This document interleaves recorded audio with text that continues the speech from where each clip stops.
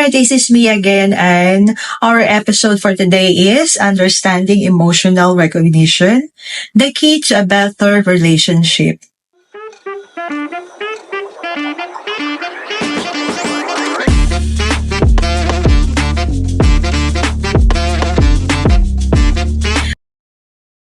Hello, beautiful people. Welcome to yet another awesome episode of our podcast today.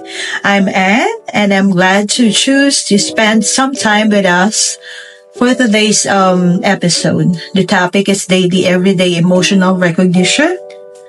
No, I don't mean seeking a bigger emotional challenge in your relationship. Although it's obviously that it's a fair game too. What I mean is probably what we all do each day, just don't put much thought into it. Emotional recognition is how, maybe we could study how we identify or designate emotions ourselves into those around us. So let's get started. What is emotional recognition? What do you think? So disclaimer lang, this is for my knowledge only that I want to share to you with guys that I'm talking about emotional recognition, great. So what is emotional recognition? Emotional recognition is the ability to identify emotions in your own head and in other people as well. The moment when a friend says, I'm fine, but you can see that there is a clearly they are not fine. That's emotional example as well. Like you recognize that she's not really fine on what she said, though she said, I'm fine. It is about the reading of facial expressions, tone or voice, body language, absence of the language, etc., etc., etc. We have lots of examples, right? Emotional recognition is essential to establishing empathy and healthy relationship, whether that be at home or in a workplace or within the community or in your community as friends. Why do you think it's so important in our daily life? You can comment down there. Well, considering a time you entered a common emotional cues to look out for, let's look at some basic emotional cues. Sadness. Okay, what is sadness? What can you recognize in sadness? Examples in there is watery eyes, lump body position, like what I'm doing now, soft voice, or sometimes anger. Anger is like raised voice, face, claps, or fast breathing. In happiness, of course, we all know that smiling, open body position, relaxed hands, that you can easily recognize that they are happy. Fear. What is fear? Tight body, wide eyes, jerky movements, like that. You know that.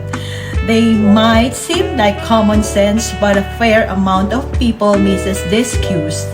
They are not paying attention to the persons but planning what they want to say. That's the people who are really insensitive. Barrier to recognition emotion. What is that? Now, this is where it gets a bit tricky. Why? There are people that misread emotion. It could be when they are distracted or they are not focused or jump into assumption. That sometimes people are misjudge the other people. You know that there are cultural ways of communicating that are different, and person may be neurodivergent and therefore communicate in a different manner. Emotional recognition is learned skill. Remember that it is something that we can learn and enhance. Improving emotional recognition skills, like we can reorient ourselves.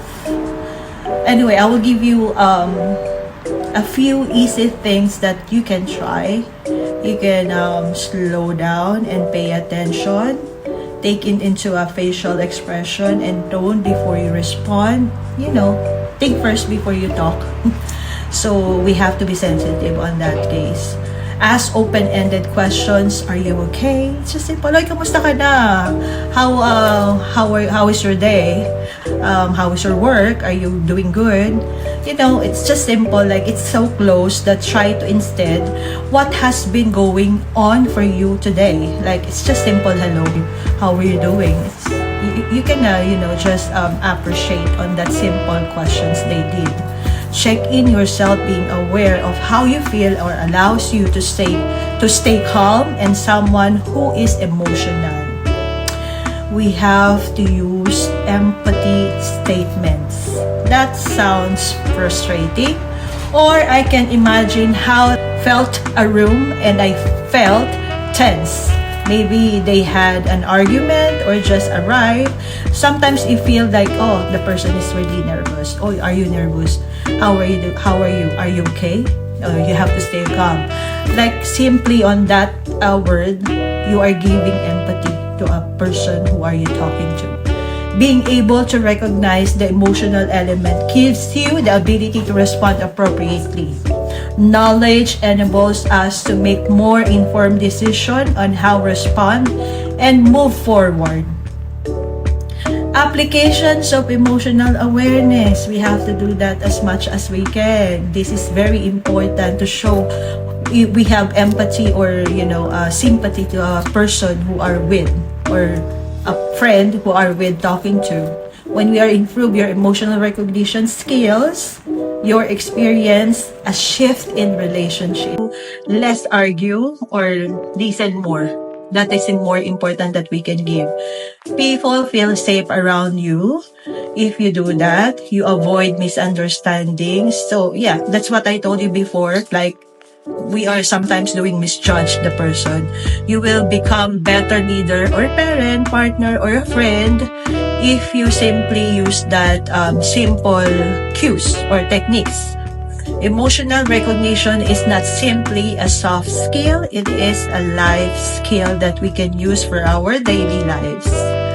Anyway, I will give you closing thoughts about this.